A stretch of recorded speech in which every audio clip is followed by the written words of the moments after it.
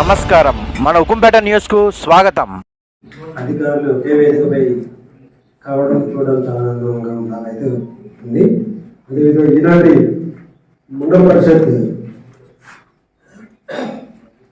అధ్యక్షులు మరి సభాధ్యక్షులు కూడా గారికి, అదేవిధంగా జెడ్పీటీసీ గారు మా గారు రేగమచ్చిన గారికి, వైసీపీ గారికి, ఎన్డీఓ గారికి, ఎంఆర్ఓ గారికి వందనాలు చేయించుకుంటూ, అదేవిధంగా నూతనంగా ఎన్నుకోబడి మొదటి సమావేశానికి హాజరైన ఎంపీటీసీ సర్పంచులు కూడా బెస్ట్ విషయం తెలియజేసుకుంటూ,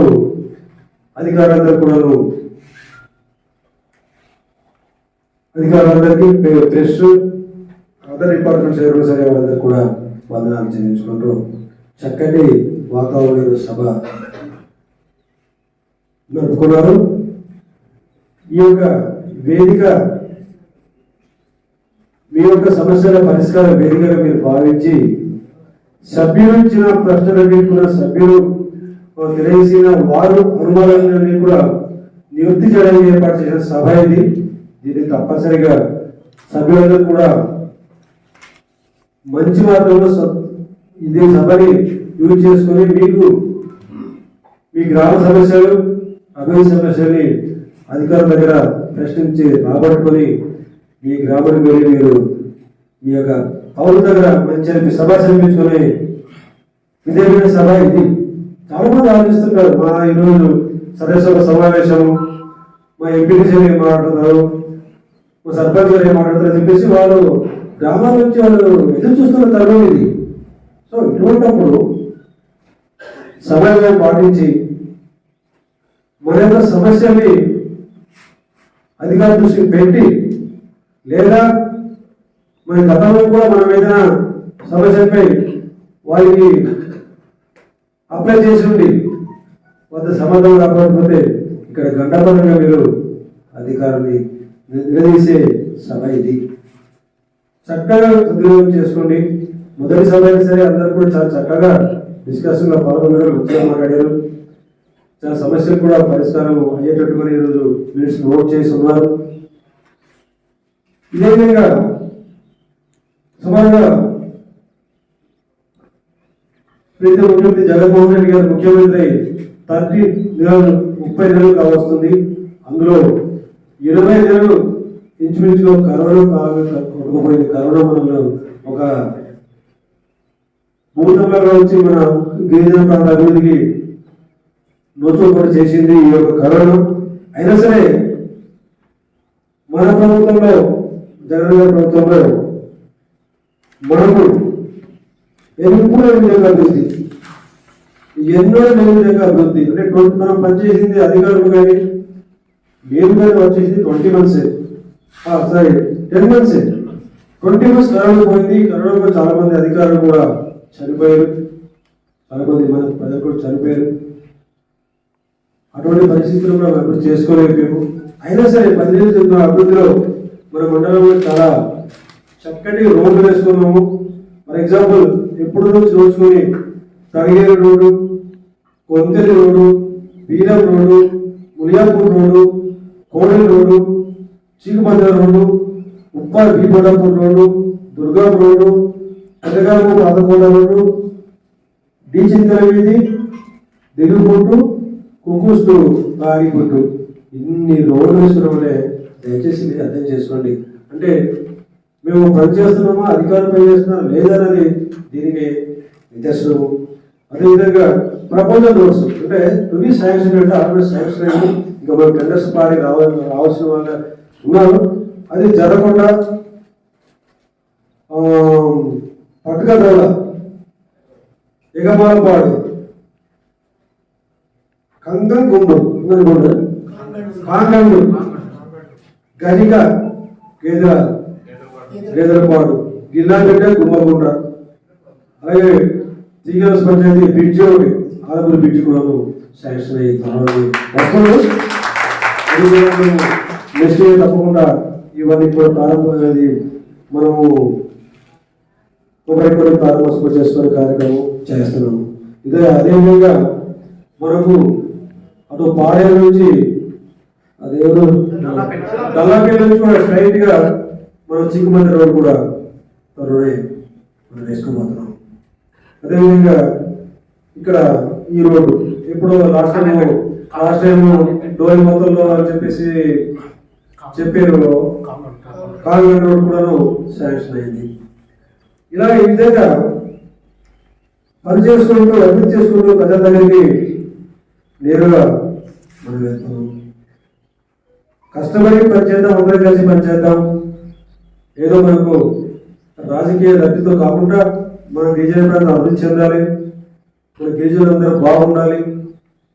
వారు బాగు కోసమే మనం కష్టపడి నాయకులు అధికారులు కష్టపడి పెంచాలని చెప్పేసి సందర్భంగా తెలియజేసుకుంటాను. అదేవిధంగా ఈ యొక్క ఇప్పటికీ 26 సెక్రటరీస్ పెట్టుకున్న సచివాలయాలు, మన కోఆపరేషన్ 51,773 కోఆపరేషన్ ప్రజెంట్ మనకు మన మండలానికి ఉంది. వైట్ కార్డ్ హోల్డర్స్ 16,165 మంది ఉన్నారు. జగనన్న అమ్మఒడి 8,417 మంది తల్లికి మనం అమ్మఒడి ఇచ్చాము. సుమారుగా 12,62,55,000 రూపాయలు వారి అకౌంట్లో నేరుగా మనం జమ చేసాము. ఈ యొక్క కరోనా కాలమైనా సరే వారికి అమౌంట్ అందజేయగలిగాము. జగనన్న తోడు కింద 1,533 మెంబర్స్ కి 36 లక్షల పేమెంట్ కూడా చేయడం జరిగింది. జగనన్న వసతి దీవెన కింద 837 బెనిఫిషియర్స్ కి 1,50,66,000 కూడా 65,000 కూడా పేమెంట్ చేసి వారు అకౌంట్ జమ చేయడం జరిగింది. జగనన్న విద్యా దీవెన కింద 847 మెంబర్స్ బెనిఫిషరీ పొందారు. వారికి అమౌంట్ 1,86,35,000 రూపాయలు నేరుగా వారి ఖాతాలోకి జమ చేయడం జరిగింది. ఇల్లు పేదలకు ఇల్లు పట్టారు 2,721. మనపడి నాలుగు కింద 39 స్కూల్స్ కి 3,74,40,000 రూపాయలు కూడా రిలీజ్ చేయడం జరిగింది. వైఎస్ఆర్ ఆరోగ్యశ్రీ కింద 15,635 కార్డులు ఉన్నారు మనకు, మన రైతులు ప్రజలు. వైఎస్ఆర్ బీమా కింద 12,230 మెంబర్స్ మనకు ఎలిజిబుల్ ఉన్నారు. వైఎస్ఆర్ చేయుత కింద 2,967 బెనిఫిషియర్స్ ఉన్నారు. వాళ్ళకి 5,34,6,000 రూపాయలు కూడా వారి అకౌంట్కి జమ చేయడం జరిగింది. వైఎస్ఆర్ పెన్షన్ కింద నెలకు 7,270 మెంబర్కి every month first our door ఇంటికి వెళ్ళి పేమెంట్ చేయడం జరుగుతుంది. ఇవి దానిలో 20 ప్రతి నెల మన మండలానికి ప్రతి నెల పెన్షన్స్ కి 2,967 మెంబర్స్ కి ప్రతి నెల 5,34,06,000 రూపాయలు వారి ఇల్లుకి వెళ్ళి మన సచివాలయ సిబ్బంది వాలంటీర్స్ కావచ్చు, సచివాలయంలో తీసుకొచ్చి తలుపు తట్టి వారికి కూడా పేమెంట్ చేస్తాము. ప్రతి నెల మన మండలానికి 5,36,00,000 పేమెంట్ జరుగుతుంది. మరి ఇది ఫస్ట్ తారీఖు. సో దీని మంచి అవకాశాలు యూజ్ చేసుకొని ప్రతి ప్రజాప్రతినిధులు, సర్పంచులు, ఎంపీటీసులు ప్రతి గ్రామంలో ఒకసారి ఆ వాలంటీర్లు వెళ్ళి మీరే ఆ యొక్క అమౌంట్ వారికి ఇస్తే ఇంకా వాళ్ళు చాలా హ్యాపీ ఫీల్ అవుతారని చెప్పేసి నా యొక్క అభిలాష. దయచేసి మీరు కూడా ఆ విధంగా మాతో పాటు మీరు వెళ్ళాలని చెప్పేసి కూడా నేను మీకు రిక్వెస్ట్ చేస్తున్నాను.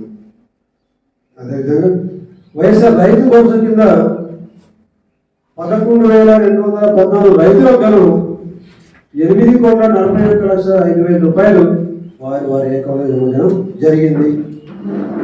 సంపూర్ణ పోషణ కింద 7,486 సంపూర్ణ పోషణ కింద 7,486 పిల్లలకి తల్లికి 12,33,444 రూపాయలు కూడా ఖర్చు చేయడం జరిగింది. వైఎస్ఆర్ 0 వడ్డీ పథకం కింద 3,536 మహిళలకు 40 లక్షలు కూడా మనము పేమెంట్ చేయడం జరిగింది. ఇదే విధంగా మనం అందరం కలిసి అభివృద్ధి వైపు ప్రయాణింప చేయాలి. మనమందరం కూడా మన గిరిజన ప్రాంతం బాగుండాలని చెప్పేసి కోరుకోవాలి. మన ప్రజలు మనల్ని ఎన్నుకున్నారు. మనల్ని సర్పంచ్ కానీ, ఎంపీటీసీ కానీ, నేనైతే ఎవరికైతే ఏముంది మాకు బాగు చేస్తారు, మా గ్రామం బాగు చేస్తారు, మాకు మా సమస్యలు పరిష్కారం చేస్తారని మనకు వాళ్ళు ఓట్లు వేసి గెలిపించారు. వారికి తప్పకుండా వారి రుణం తీర్చుకున్న అసెంబ్లీకి మీకు కానీ నాకు కానీ వచ్చింది. తరచుగా మీరు గ్రామాలు సందర్శిస్తూ గ్రామాల్లోనే నైటాలు చేస్తూ గ్రామ ప్రజల మనసులో మీరు దోచుకుంటూ మంచి నాయకులు ఎదగాలని చెప్పేసి ఈ సందర్భంగా మీకు నేను తెలియజేసుకుంటున్నాను. అదేవిధంగా ఇంపార్టెంట్ ఆర్ఎంపీ వచ్చారా? ఆర్ఎంపీ మీరు చేయే ఓకే. ఉక్కుపేట ఆర్ఎంపీ రోడ్ మీదే కదా? ఉక్కుపేట ఆర్ఎంపీ రోడ్డు మెయిన్ రోడ్డు మీది అవును. ఎన్హెచ్ రోడ్ ఇట్లా పోతుంది కదా ఇప్పుడు అయితే అంటే మేము హ్యాండ్ ఓవరింగ్ అయితే సార్ మొత్తం మెయిన్ రోడ్ అంతా హ్యాండ్ ఓవర్ చేసాం సార్. వాళ్ళు మనకి తిరిగి ఆ బిట్ ఏదైతే ఉందో మన దాని నుంచి మనకి క్లారిఫికేషన్ రాలేదు సార్. సరే, క్లారిటీ వచ్చిన తర్వాత రోడ్డుకి ఆర్ఎంపీ ప్లేస్ ఎంత ఉందో గవర్నమెంట్ ప్లేస్ ఎంత ఉందో మీరు సర్వే చేసి గవర్నమెంట్ ప్లేస్ గవర్నమెంట్కి ఇప్పించే బాధ్యత తీసుకోవాలి. రాబోయే రోజుల్లో జిల్లా హెడ్ క్వార్టర్ అవుతుంది. మణిమడ హెడ్ క్వార్టర్లు చాలా శుభ్రంగా ట్రాఫిక్ ఏమి లేకుండా ఉండాలి. క్లీన్ హెడ్ క్వార్టర్స్ ఉండాలి. సో మీకు సంబంధించినటువంటి మీరు ఇచ్చారా, అది వాళ్ళు చేస్తారా, మీరు చేస్తారా, మాకు అవసరం. మాది నీట్గా ఉండాలి. మా ప్రభుత్వం భూమిని మాకు ఇప్పించే ప్రజలకు ఇప్పించారా, ప్రజలకు అందుబాటు ఉండాలి. అది ఎవరు కూడా దాన్ని ప్రశ్నించడానికి వీలేదు. అది మీరు డిపార్ట్మెంట్కి మీరు తెలియజేయండి. అదేవిధంగా ఎంఆర్ఓ గారు మనం గిరిజన ప్రాంతంలో గిరిజన చట్టాలను తొక్కడానికి ఎట్టి పరిస్థితుల్లో ఊరుకునేది లేదు. అక్రమ కట్టడాలు ఈ మధ్య ఉక్కుపేటను కూడా మళ్ళీ స్టార్ట్ చేశారు. ఎట్టి పరిస్థితుల్లో అక్రమ కట్టడాన్ని ప్రోత్సహించము. నేను కానీ మా నాయకులు కూడా ఇవ్వడానికి అడ్డురాలు. మీరు ఇంకో విధంగా భావించకుండా మీరు సిబ్బంది పంపించి ఈ అక్రమ కట్టడాన్ని కూల్చాలని చెప్పేసి సందర్భంగా మీకు నేను తెలియజేసుకుంటున్నాను.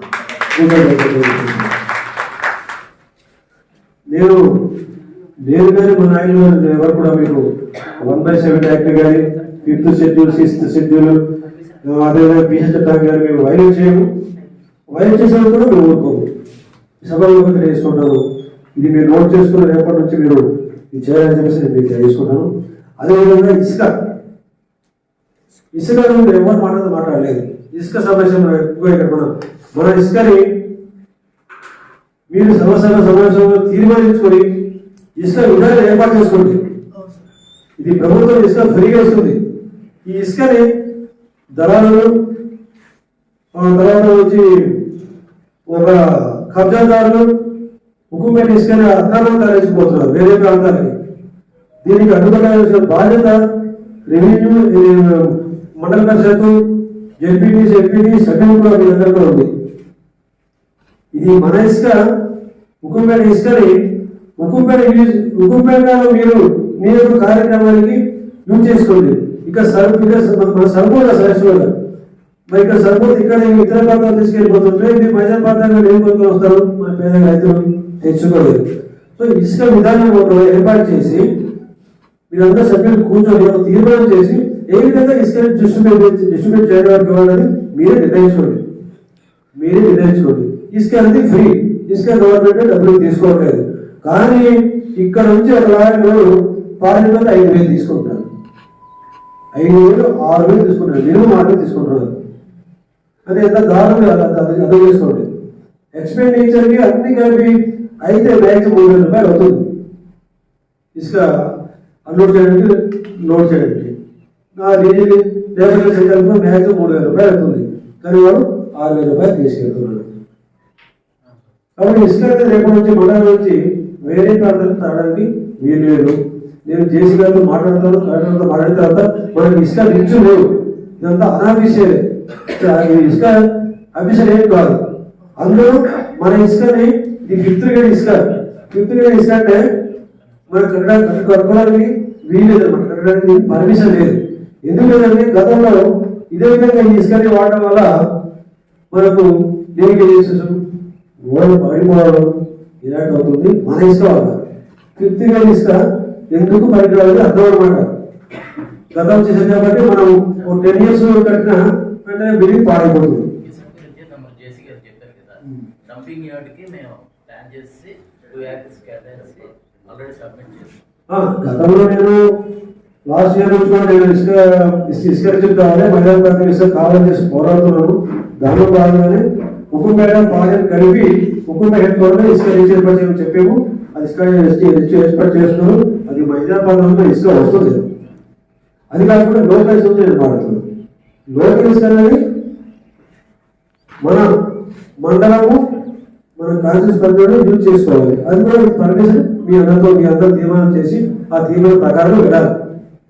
అదర్వైజ్ మీరు కేసు పెట్టండి, దానికి ఎంత ఫైన్ వేయండి, అవసరమైతే పోలీస్ డిపార్ట్మెంట్ కూడా మీరు వారి ద్వారా సేవలు మీరు యూజ్ చేసుకోండి.